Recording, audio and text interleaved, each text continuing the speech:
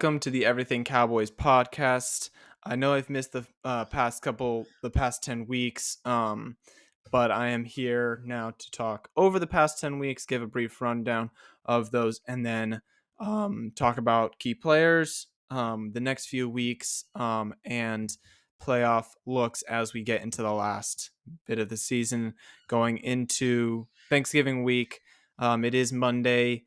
The 20th. Sorry, Monday the 20th. Right after the Cowboys beat the Panthers 33-10 to give them another blowout win. They have 6 blowout wins, one win that was not a blowout win. 20-17. They did have, I'd say, 2 blowout wins, one against the Cardinals in week 3 and the 49ers, and then they barely lost to the Eagles 3 weeks ago. So Cowboys and Giants 40-10. Jets at Cowboys 10-30. We beat them 30-10. Lost to the Cardinals 16-28. Beat the Patriots in fashion 38-3. Cowboys lost the 49ers 10-42. Then we go to win 2 games against both of the LA teams in back-to-back weeks, Chargers and Rams. Also, we beat the 2 New York teams in the first 2 weeks. So we're perfect against New York teams, and we're perfect against the LA teams. Not perfect against California teams, as we lost to the 49ers sitting in San Francisco. But we then lost to the Eagles, hope to even the series out in 3 weeks here at home. Beat the Giants in fashion once again, 17-49.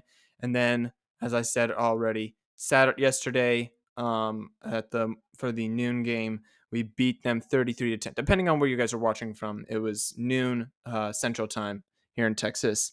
So sitting at 7-3, they do sit with a playoff. If the season was to end now, Cowboys would be 5th, and they'd have to play the Lions in the wild card. If everything stays this way, we will still have to play the Lions. Eagles do face off against the Chiefs tonight. Hopefully, Eagles receive their second loss. But they do have a lot more offensive weapons. And Patrick Mahomes only pretty much he needs other people to step up and take on receiver roles and help out Travis Kelce, who has been lights out. The best tight end. He plays like a receiver. But the big players for the Cowboys, away from the Chiefs and the Eagles, CeeDee Lamb it ended this week, but he does have the longest streak in NFL history of he did set history against the Cardinals. Three straight games of 10 plus catches and over 150 catching yards. 11 catches for 151 yards against the Giants in their 49-17 win.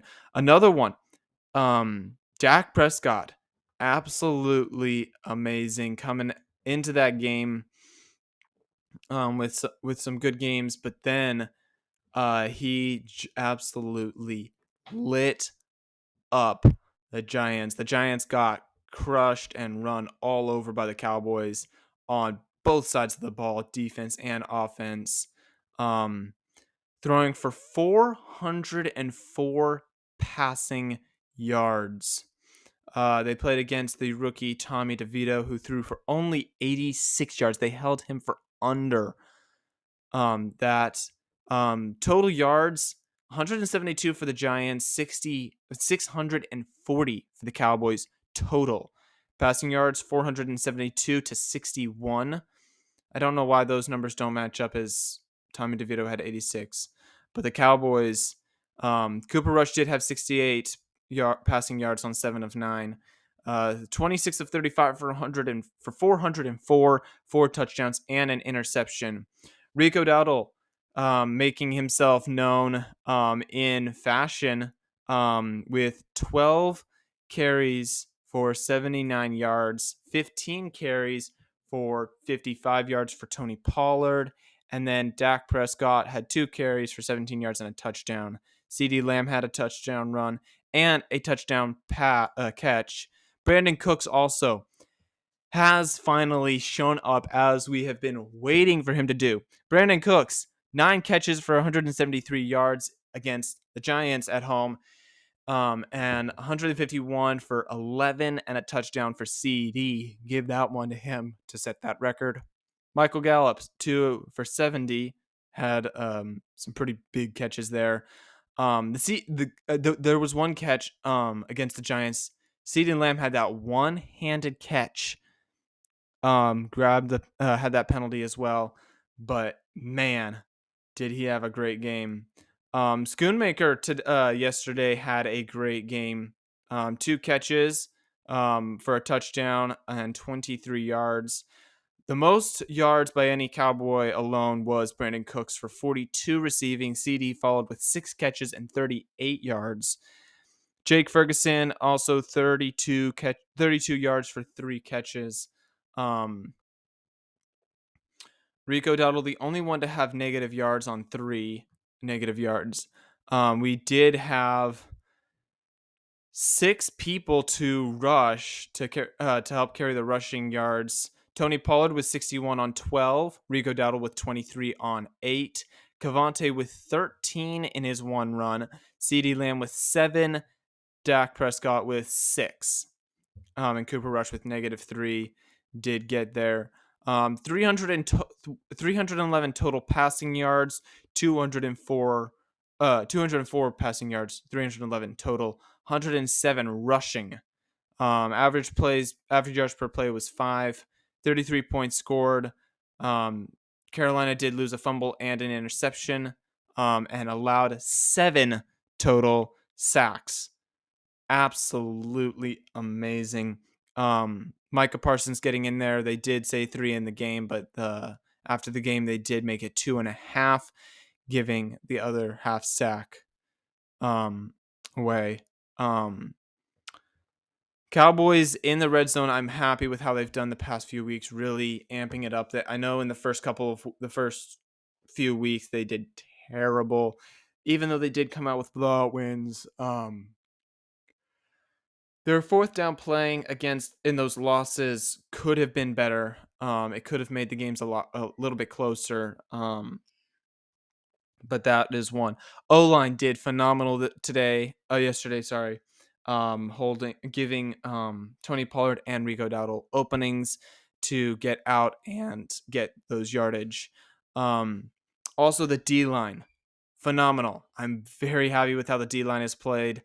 Dorrance Armstrong, Oso, Digizua, and Micah Parsons being the big ones to get to the quarterback and bring him down. Micah Parsons getting through there several times. Also, one thing that I noticed, Cowboys 0 sacks. That's another O-line win for them.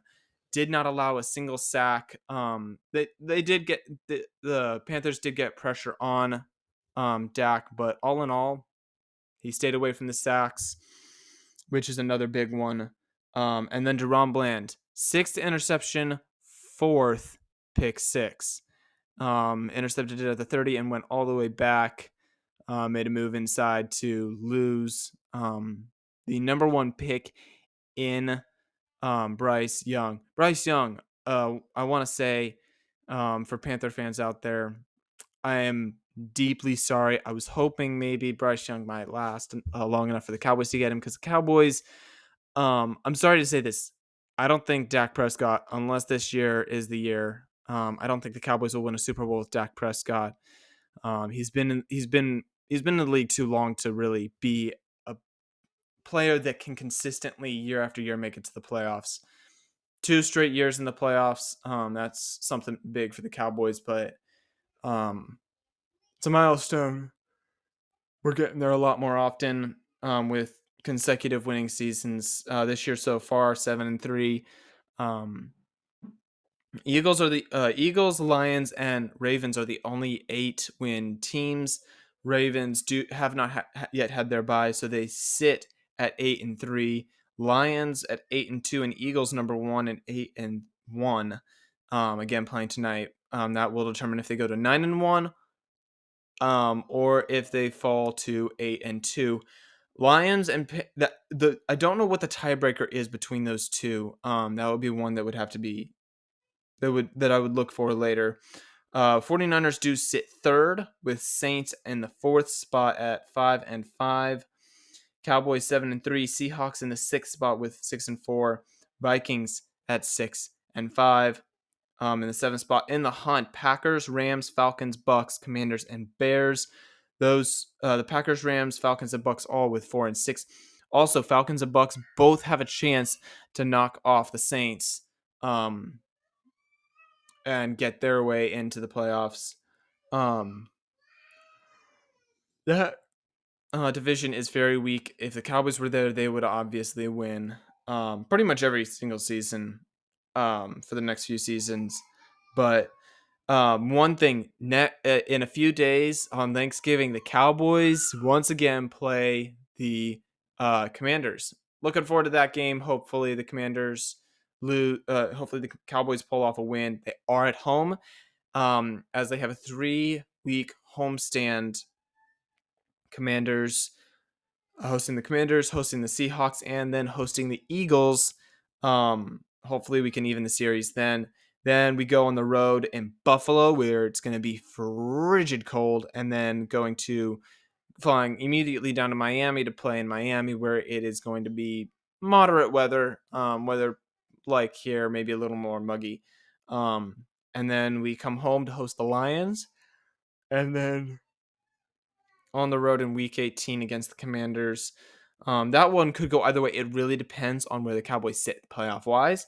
Who could knock them up? Who could knock them down? Or if they need a win to stay where they are, really determines how they play. I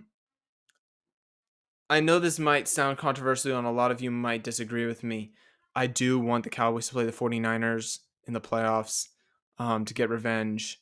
Um, I mean, we played the Bucks in the playoffs and lost the first time, and then we came back to beat them later. Or no, wait, we didn't play the Bucks. We played the Bucks twice in the regular season, losing to them both times.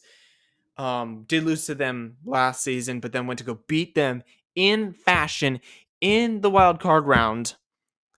So that one I'm hoping for a win against San Francisco if that is a game. Cowboy fans, I don't think really want to play them. One game we would be playing the Lions 2 weeks after we just played them in week 17. And then Eagles obviously sitting number 1 with us sitting at number 5 if the Seahawks or Vikings win, which hoping the Vikings honestly do. They would have to take on the Eagles. If neither the Seahawks or the Vikings win, then Cowboys will unfortunately have to face the Eagles in the second week if the season were to end today. But those are all ones that certainly hoping the Cowboys can hold on. I do want to point out quarterback rankings. I'll point out the top 10. One is C.J. Stroud with the Houston Texans. He sits atop it, and man, is it well deserved. Rookie quarterback, he is going to win rookie quarterback of the year. And through 10 weeks, he's been phenomenal. Week 11 just happened. This came out before that, but he is sitting number 1 with the best. He leads. He is just the 4th quarterback. The other 3 are Peyton Manning, Tom Brady, and Patrick Mahomes since 1970 to lead the league in both passing yards and touchdown interception ratio. Don't know what that exact number is, but he does lead that. Jalen Hurts sits number 2. And they have a highly anticipated matchup against Kansas City. It is a Super Bowl rematch, ironically enough, in Kansas City again. And then Patrick Mahomes coming off of a bye as well, just like the Eagles. Number 3. Dak Prescott sitting number 4, the Cowboys' very own quarterback. sits in the top 5. And over the past few weeks, no quarterback besides CJ Stroud and Dak have put on a show, throwing for 11 touchdowns in the past 3 games and only 1 interception in the past 2. Um, Hopefully he can continue this hot streak against Washington. Though he didn't have much of that. He has had the past 4 games with a 90 plus PFF grade. In the season, he has been an eye opener and one to continue to watch. Tua sits at number 5 to round out the top 5. Joe Burrow sitting right outside at number 6, followed by Lamar Jackson, Jared Goff, Justin Herbert, and Brock Purdy to round off the top 10. And then going to the playoff rankings in the AFC, of course, we all know it's the Kansas City Chiefs, tied, ironically enough, with the Baltimore Ravens. Baltimore Ravens, I did say earlier, were an 8-3 team, and they sit tied right now with Kansas City, which could change after this week as to who holds number 1, who holds that. Jacksonville 7-3. Miami Dolphins also 7-3, and then the Cleveland Browns at 7-3. This was updated last night after the win by the Broncos, who are in the hunt. They are number 10 right now. Buffalo is the closest at 6-5. Indy, Denver, and Cincy all with 5-5 records. The other teams I don't really think are going to make it. Honestly, if Cincy continues this one where they're up and down throughout the season, they won't make it. They are fighting against the Baltimore Ravens, so really, I think Baltimore has clinched the AFC North. They are also fighting against the Browns for the AFC North. Oh no, wait, they're not in the North. Never mind. Sorry. What division are they in? I don't know. It doesn't say here what I'm looking at, but um they will have to fight against whoever is leading their division, which it might be the Jaguars. They might be in the South. I think they are in the South. But right now, the entire AFC North is in the playoffs. Cleveland, Houston, and the Steelers are all trailing the Ravens at 7-3, 6-4, and 6-4, holding the 5, 6, and 7 seeds in the playoffs. I already mentioned the NFC playoff list, but other players that I want to shout out, give a shout out to. Oh yes, Brandon Aubrey, absolutely amazing through these. He did miss one last game, but Brandon Cooks has been one that we have been looking for to come out. Luke Schoonmaker has done well. Micah Parsons has been an absolute beast. Michael Gallup, yes, he's been resilient. Hasn't had amazing seasons. Marquise Bell at linebacker, yes, he is doing well. But Donovan Wilson had a tackle for a loss. CD Lamb, Micah Parsons did have several sacks that led to the wins. Jordan Lewis has played his best football these past few weeks, and I am really looking for him to continue. He did come off of an injury last year, did not play in training camp at all. And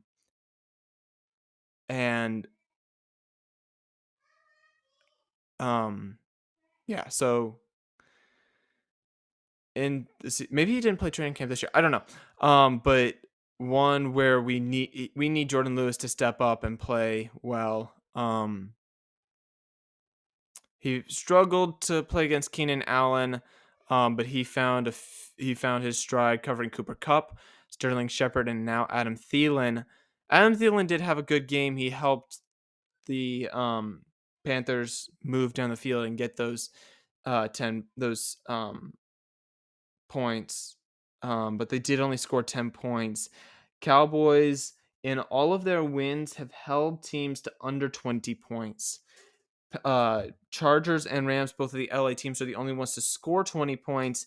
The They have held two game. They've had two games where the opposing team has not scored a touchdown, which would be both the Patriots and the Giants in week 1.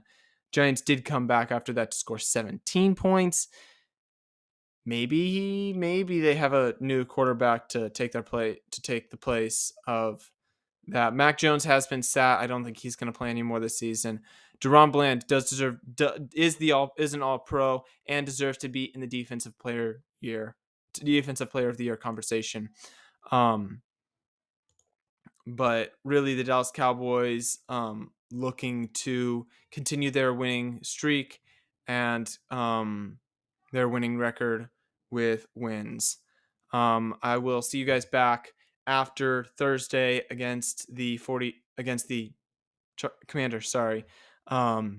So I will see you then. I will talk to you guys then. Bring you that game. And what the Cowboys need to doing, which is play well on offense and play well on defense over the next few weeks, especially as they have a homestand. They need to win out with their homestand, so they have a winning record going into Buffalo and Miami. Those two are big games that are coming up. They really need to pull off some wins there. If they can beat Buffalo and the Dolphins, I will be amazed over that, especially the Buffalo game. I don't think they can win in Buffalo. It's going to be frigid. It's going to be a hard game. Teams have struggled in Buffalo when it's cold. So hopefully Cowboys can pull off a win there. But I would say highly doubtful. I know, but we do need to start looking for a quarterback, and we do need to get some offensive linemen in the next draft. That's one thing that the Cowboys need to do, which they have failed to do over the past two. Our guys on the O-line are getting old. I know we beefed it up with Tyler Smith, but Tyron Smith is getting old, and the other guys they're starting to get a little rocky and not playing as they did when they started.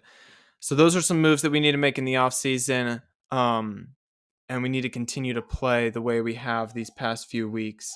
I will be back after Thursday, probably on Friday or Saturday, and we will continue from there with the rest of the season. Commanders at Cowboys, Seahawks at Cowboys, Eagles at Cowboys, Cowboys in Buffalo, Cowboys in Miami, Cowboys hosting the Lions, and then we go to Washington to play the Commanders.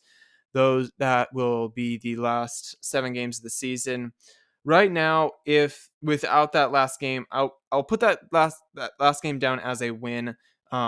If we were to win that game, we would finish at 11-6, as I have us down for a loss against the Buffalo Bills, Miami Dolphins, and Detroit Lions. Only 2 games I think there could go the other way, which would be the Dolphins and Lions, and then I have us beating the Eagles at home. That could go either way. I hope we win so that we split the series. And we played well on the road against the Philly. So looking forward to that, and looking forward to Thanksgiving. I hope you guys all have a wonderful holiday and enjoy the game. Enjoy your spending time with family, and I will see you after Thanksgiving.